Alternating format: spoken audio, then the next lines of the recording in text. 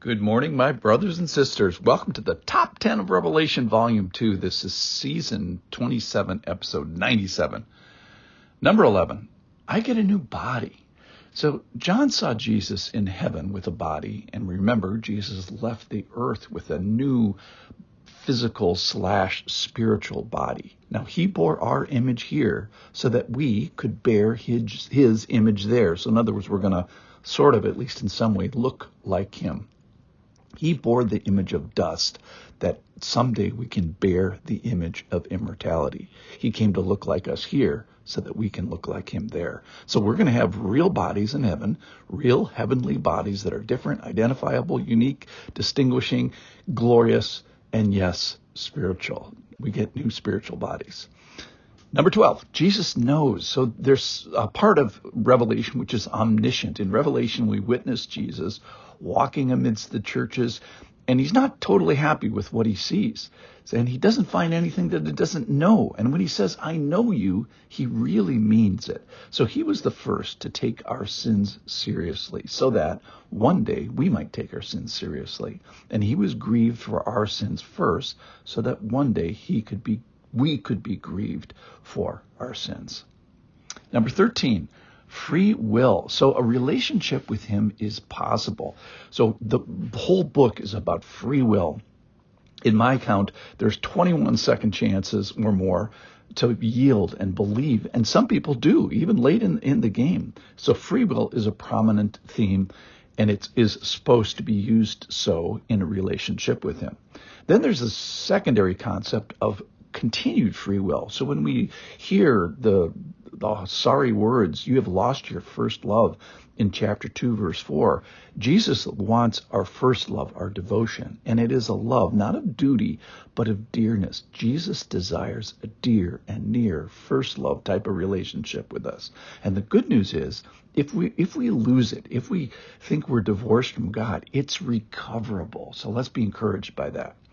Number 14, in ear. The stuff in Revelation is amazing. God's doing battle with sin and deceitful hearts and lazy thinking, and later on in the book, he's battling beasts and Satan and bad people. And to hear of this appropriately, we might need to tune our ears in a new way and have good spiritual ear. So what is in Revelation is so amazing and out of this world, so to speak. We're going to need to ask God to give us help and give us an ear to even hear of it. Number 15, sex. So some things about the book of Revelation were expected, but here's one that was unexpected, and that is that Revelation is a book about sex. So to act with sexual immorality is to act treacherously against the Lord, because the morality of sexuality ultimately comes from the Lord. And so there's a tendency of man to bend one theology towards the zipper. And so why is it, and it happens over and over in Revelation, that bad theology always seems to end up with the zipper? And the reason is that bad beliefs lead to bad behavior. So bad theology leads to bad zipperology, and bad zipperology is then justified by bad theology. All right, number 16, prosperity. Believing and obeying and ultimately being part of the reality of Revelation is the ultimate in the prosperity gospel. And by that I mean, how'd you like to be free from the clutches of sin and death? And in Revelation, we find out that believers, conquerors, they're called in Revelation, we get a new home. We get a renewed body, as we've just talked about. We get this precious relationship. We get a star. We get the morning star. And we get new names. He gives us new names. I wonder what new name the Lord's going to call us by. But ultimately, in all this put together, equals that God gives us himself. Number 17, perseverance.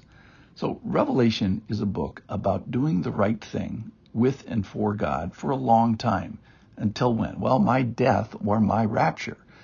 And kind of like my alcoholic brothers and sisters, How do we do that? Well, we do it for a long time, but we do it one day at a time. So we go all the way just one day at a time. This patient endurance and holding on one more day steadfastly to the end. So this charge is hold fast one more day. I got this.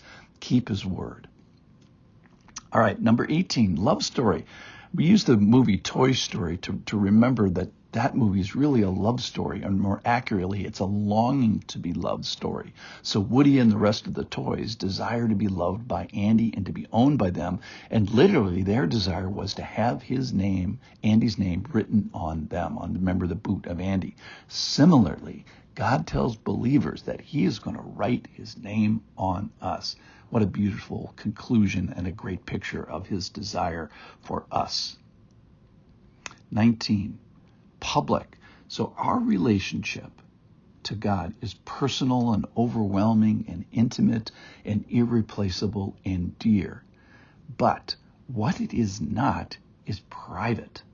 We do not have a private relationship with God. The enemies of God learn of God by learning about his relationship with people. So our relationship with the Lord is supposed to be winsome, public.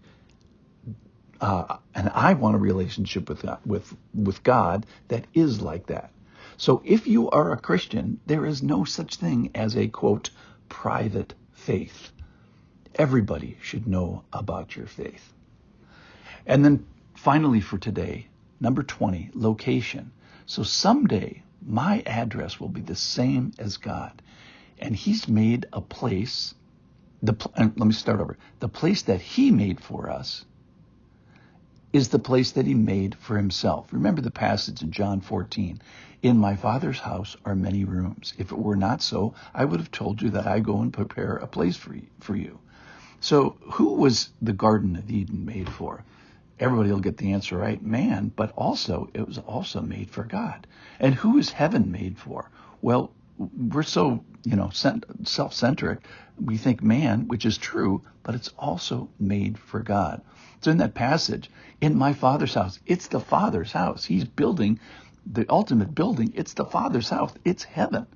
And in that building of heaven, so to speak, is a place, a room for you.